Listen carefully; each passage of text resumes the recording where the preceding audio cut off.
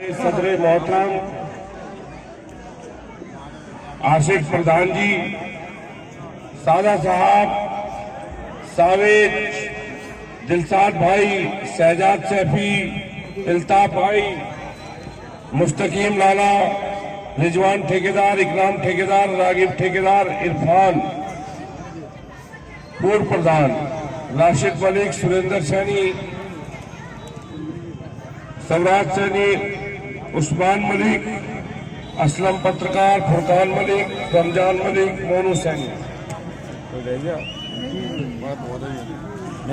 और हमारे साथ हमारे बड़े भाई इज्जत माब जनाब मसूद अख्तर साहब, समाजवादी पार्टी के पूर्व जिलाध्यक्ष चौधरी अब्दुल वाहिद साहब, उस्मान भाई, आसिफ, हमारी बहन ममता और तमाम सम्मानित मंच जिनको मैं देख नहीं पा रहा हूं, नाम नहीं ले पा रहा हूं, मैं माजरत के साथ अपनी बात शुरू करना चाहता हूं।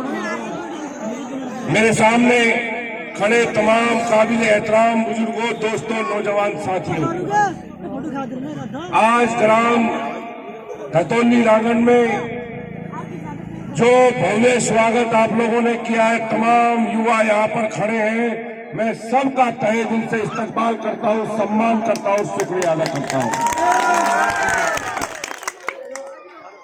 साथियों, उत्तर प्रदेश विधानसभा का चुनाव का बिगुल बज चुका है। 14 तारीख में वोट पड़ने हैं और ये चुनाव कोई मामूली चुनाव नहीं है, ये चुनाव बहुत महत्वपूर्ण है, क्योंकि आपके संवैधानिक अधिकारों के लिए, इस जमहूरियत को बचाने की, इस लोकतंत्र को बचाने की ये आखिरी लड़ाई है। इसलिए इसको बहुत गंभीरता से लेना है, हल्के में नहीं लेना इस चुनाव को। जहां ये चुनाव आपके अधिकारों को बचाने की लड़ाई है, इस लोकतंत्र को बचाने की आखिरी लड़ाई है, वही बहुत बड़ी जिम्मेदारी आप लोगों के कांधे पर आई है। ये चुनाव हिंदुस्तान के इतिहास में पहली बार दूसरे तरीके से होने जा रहा है। बड़ी बड़ी रैलियां और सभाएं नहीं होंगी, रोड शो नहीं होंगे। कहाँ गया भैया?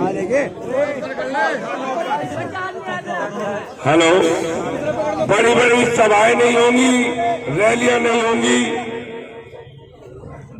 बाइक रैली भी नहीं होंगी। इसलिए ये चुनाव की जिम्मेदारी आपके कंधों पर है।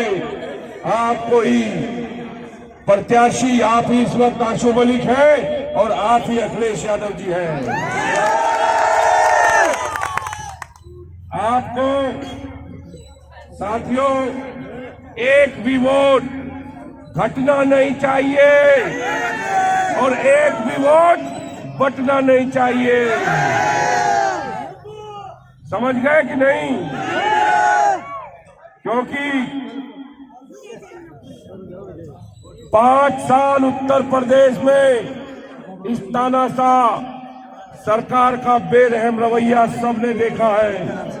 किस तरह 700 से ज्यादा किसानों की शहादत हुई, किस तरह एक व्यापारी को पीट पीट के मार डाला और कैसे दलित की बेटी के साथ हाथरस में क्या क्या जुल्म जांच नाइंसाफियां हुई और उससे बड़ी संवेदनहीन ये सरकार के उस दलित परिवार से उस बेटी का अंतिम संस्कार करने का हक भी छीन लिया। इस तानाशाह सरकार की जुल्म की एक लंबी फहरिस्त है। अगर मैं उसको आज पढ़ना शुरू करूं तो सुबह हो जाएगी, लेकिन तानाशाह सरकार की जुल्म की फहरिस्त कम नहीं होगी। चुप रहो। तो साथियों, हम आपके बीच आज आए हैं। सबसे पहले हम अपने नेता और समाजवादी पार्टी के राष्ट्रीय अध्यक्ष आदरणीय श्री अखिलेश यादव जी का दिल की गहराइयों से शुक्रिया अदा करते हैं, धन्यवाद देते हैं और आभार व्यक्त करते हैं कि आपकी खिदमत करने के लिए आपके बीच में इस विधानसभा सीट से हमें प्रत्याशी के रूप में आपके बीच में भेजा है। साथियों, हम आपके बीच मोहब्बत का पैगाम लेके आए हैं, आपकी तरक्की का पैगाम लेकर आए हैं, खुशहाली का पैगाम लेकर आए हैं। इन तमाम नौजवान और बच्चों के मुस्तकबिल के लिए अच्छी तालीम का पैगाम लेकर के आए हैं।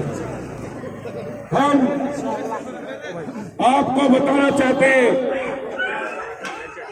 कि एक विधायक के रूप में, एक जनप्रतिनिधि के रूप में जो जिम्मेदारी आप हमें सौंपेंगे उसे अपना फर्ज समझकर आपके हक और सम्मान की लड़ाई को मैं लड़ूंगा, ये आपको भरोसा दिलाता हूं। साथियों, 14 तारीख मोहब्बत का दिन है, वैलेंटाइन डे। उस दिन नफरतों को हराना है और मोहब्बत को जिताना है। हमारा पैगाम इस नफरत के खिलाफ भी है, क्योंकि जहां नफरत होती है वहां तरक्की नहीं हो सकती। तरक्की वही होती है जहां अमन होता है, शांति होती है और भाईचारा होता है। तो इसलिए नेता वो नहीं होता जो आवाम को मुसीबतों में डालकर निकल जाए, नेता वो होता है जो आवाम को मुसीबतों से निकाल कर ले जाए। इसलिए कि अभी तो सिर्फ परिंदे शुमार करना है, अभी तो सिर्फ परिंदे शुमार करना है। तो बेटा इसको ऐसे कर ले, इसको घुमा ले ऊपर। अरे कोई दूसरा पकड़ लो भाई, उसका हाथ टूट गया, कोई दूसरा पकड़ लो भाई। बोलो बोलो, आप बोलो, इधर को कर दो। बस बस बस बस कि अभी तो सिर्फ परिंदे शुमार करना है, ये फिर बताएंगे किसका शिकार करना है। ये तेरी ठीक है ऐ मेरे सरकुले दुश्मन, मगर मुझे तेरे सीने पे वार करना है।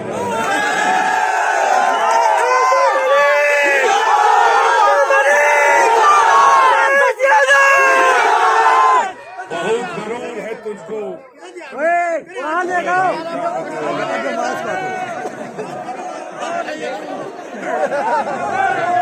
जरूर है तुझको ऐसा फिरे तूफान, हमें भी जिद है कि दरिया को पार करना है। तो साथियों, हम जान वो फिर घमा दिया, घमा दिया शुरू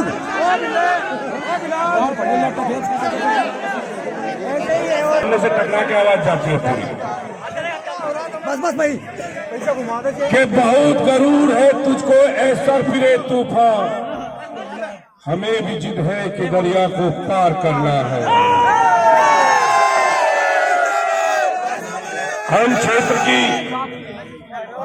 हम क्षेत्र की खुशहाली, तरक्की और मोहब्बत का पैगाम इसलिए लेकर आए हैं कि हम जानते हैं किसी भी कम्युनिटी को, किसी भी कौम को अगर आगे बढ़ाना है तो उसकी बुनियाद तालीम है, शिक्षा है। इसलिए आप लोगों के बीच वादा करके जाते हैं कि क्षेत्र में अच्छे इदारे शिक्षा का इंतजाम करेंगे, अच्छी तालीम का इंतजाम करेंगे, उसके लिए चाहे नए अच्छे इदारे क्यों न खोलने पड़े।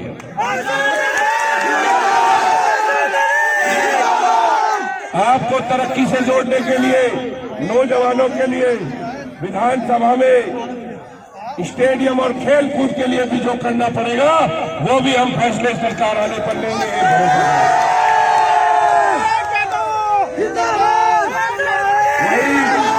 समाजवादी पार्टी ने अपने मैनिफेस्टो में घमाना घमा अपने मैनिफेस्टो में सर घमाना शुरू सही चल रहा भाई जी ये वादा किया है कि जैसे ही समाजवादी पार्टी की सरकार बनेगी 300 यूनिट तक बिजली फ्री मिलेगी सबको। और पहली कैबिनेट की बैठक में 10 लाख युवाओं को रोजगार की व्यवस्था की जाएगी। ये भी समाजवादियों ने वादा किया है मैनिफेस्टो में। और सभी किसान भाइयों को सिंचाई मुक्त होगी, कोई ट्यूबवेल का बिजली का बिल नहीं देना पड़ेगा। हम जानते हैं कि समाजवादी पार्टी तो साथियों आगे भी प्रोग्राम लगे हैं, इंतजार कर रहे हैं लोग। आपको भी बहुत इंतजार करना पड़ा, इसलिए आपको जो तकलीफ हुई और इंतजार करना पड़ा उसके लिए मैं माजरत चाहता हूँ। और आप सबका इतनी खूबसूरत प्रोग्राम करने के लिए तमाम टीम का और पूरे सम्मानित ग्रामवासियों का मैं शुक्रिया अदा करता हूँ और अपील करता हूँ कि आने वाली 14 तारीख को अपना एक एक कीमती वोट समाजवादी पार्टी के चुनाव चिन्ह साइकिल के सामने वाला बटन दबा करके साइकिल को कामयाब बनाना, ताकि जो ताकत आप साइकिल को देंगे वो ताकत 4 गुना रूप में आपके हक और सम्मान के रूप में आपके घर तक पहुंचाने का काम करूं।